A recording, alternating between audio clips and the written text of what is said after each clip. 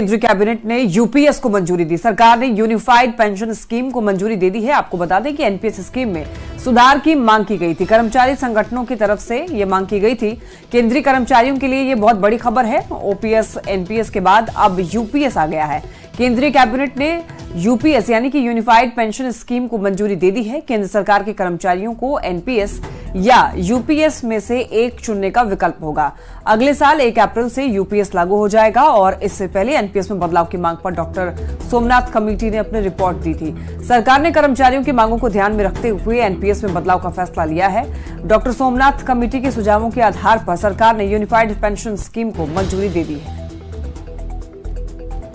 नरेंद्र मोदी जी की अध्यक्षता में यूनियन कैबिनेट ने यूनिफाइड पेंशन स्कीम को अप्रूव किया है, इसको अनुमोदित किया है और ये स्कीम अभी आने वाले समय में लागू होगी और सबके साथ मिलकर एक सिस्टमेटिक तरीके से 50% अश्योर्ड पेंशन जो ये अमाउंट मिलेगा वो रिटायरमेंट से पहले के 12 महीनों की एवरेज बेसिक पे का 50% होगा।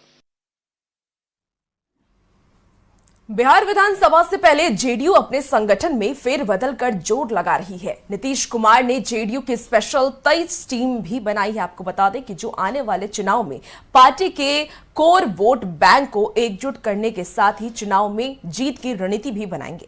आखिर क्या है जेडीयू की चुनावी रणनीति, देखिए इस रिपोर्ट के जरिए।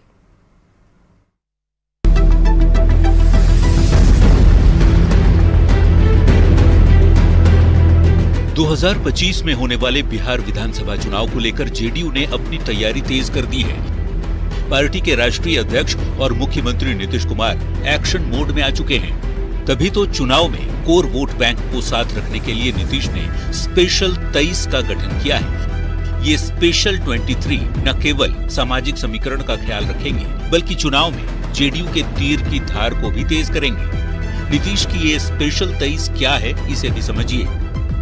कोर वोट बैंक की किलेबंदी में जुटे हैं नीतीश की कोर टीम में 23 सदस्य शामिल किए गए। 45% यानी 10 सदस्य ओबीसी और ईबीसी वर्ग से हैं। 5 कुर्मी और 2 कुशवाहा वर्ग के सदस्य शामिल किए गए हैं, जबकि टीम में 3 अल्पसंख्यक को जगह मिली है। स्पेशल 23 में 3 सवर्ण नेता को जगह मिली है, तो वहीं 2 दलित नेता भी स्पेशल 23 में शामिल किए गए हैं। अशोक चौधरी और आलोक कुमार सुमन को जगह मिली है। नीतीश के स्पेशल 23 में शामिल सदस्यों को आखिर कौन सी जिम्मेदारी दी गई है, इसे भी जान लीजिए। जेडीयू के राष्ट्रीय कार्यकारी अध्यक्ष संजय झा बने हैं। संजय झा के कार्यकारी अध्यक्ष बनने के 55 दिन बाद ये कदम उठाया गया।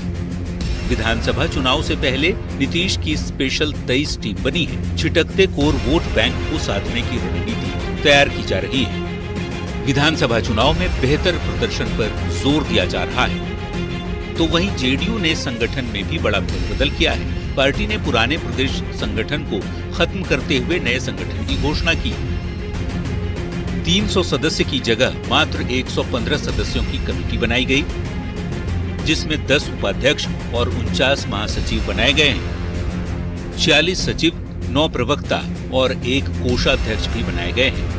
चुनाव है, चुनाव को देखते हुए जो टीम को हम लोग को खड़ा करना है, तो उसमें हम लोगों ने नई कमेटी के बनाया है, नई कमेटी का घोषणा किया है और नई कमेटी के घोषणा में हम 115 की कमेटी बनाई है, जिसमें 10 उपाध्यक्ष हैं, 49 महासचिव हैं और 46 सचिव हैं और 9 जो है हमारे प्रवक्ता हैं और सभी समाज हर वर्ग के लोगों को उसमें भागीदारी दी गई है, हिस्सेदारी दी गई है। नहीं, सलाहकार समिति भंग की गई है क्योंकि बहुत से ऐसे लोग थे, हमको लगता है अध्यक्ष जी को लगता होगा कि जो बहुत सक्रिय नहीं थे, क्रियाशील नहीं थे, तो नए तरीके से गठन किया जाएगा भविष्य में।